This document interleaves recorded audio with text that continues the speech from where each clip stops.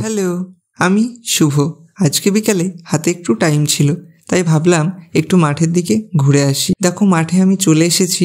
চারিদিকে কত সুন্দর সবুজ আর সবুজ। আর তোমরা জানো, বিকেল মানেই পাখিদের মিষ্টি কিচিরমিচির ডাক, যেটা শুনতে অসম্ভব ভালো লাগে। ওই দূরে তোমরা দেখতে পাচ্ছ, এটা হচ্ছে আমাদের বিল।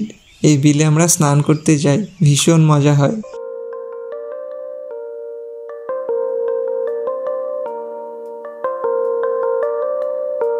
মাঠে হাঁটতে হাঁটতেই আমার চোখে পড়ল একটা গমের ভুঁইয়ে শুধু গম গাছ রয়েছে, কিন্তু একটা মাত্র সর্ষে গাছ রয়েছে।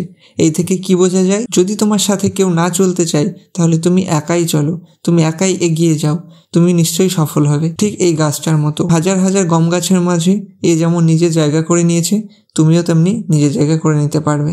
আর একটু এগিয়ে গিয়ে আরও একটা গমের ভুঁই পার করে দেখতে পেলাম একটা সর্ষের ক্ষেত, যেখানে প্রচুর পরিমাণে হলুদ ফুল ফুটে আছে। তোমরা দেখতে পাচ্ছ কত সুন্দর লাগছে দেখতে।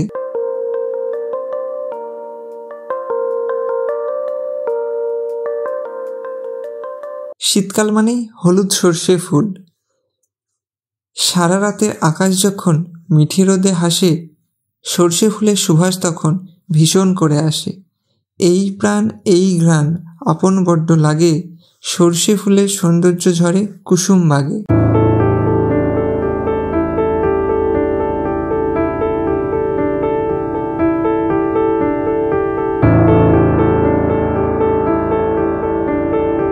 তোমরাও যদি কখনো টাইম পাও, তাহলে মাঠের দিকে একটু গিয়ে দেখো, সর্ষের ফুলের মধ্যে গিয়ে দেখবে নিজেকে অনেক ভালো লাগবে।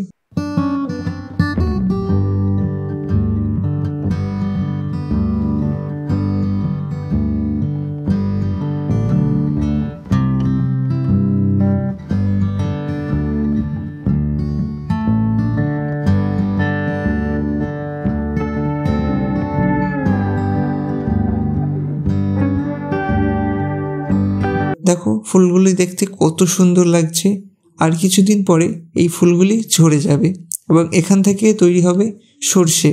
সর্ষে পেকে যাওয়ার পর সেটাকে তুলে নেওয়া হবে এবং তারপরে সেটা থেকে তেল তৈরি করা হবে। জাস্ট ভিউটা তোমরা দেখো, খুবই সুন্দর লাগছে।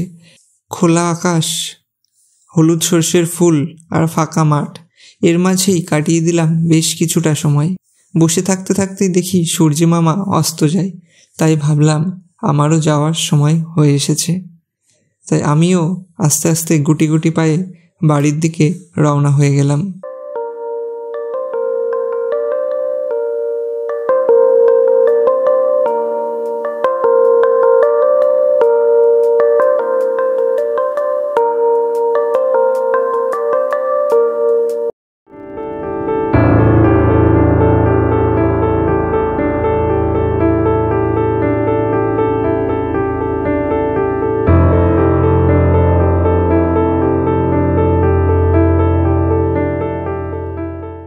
আজকে তাহলে আসি, দেখা হচ্ছে আবারও কাল।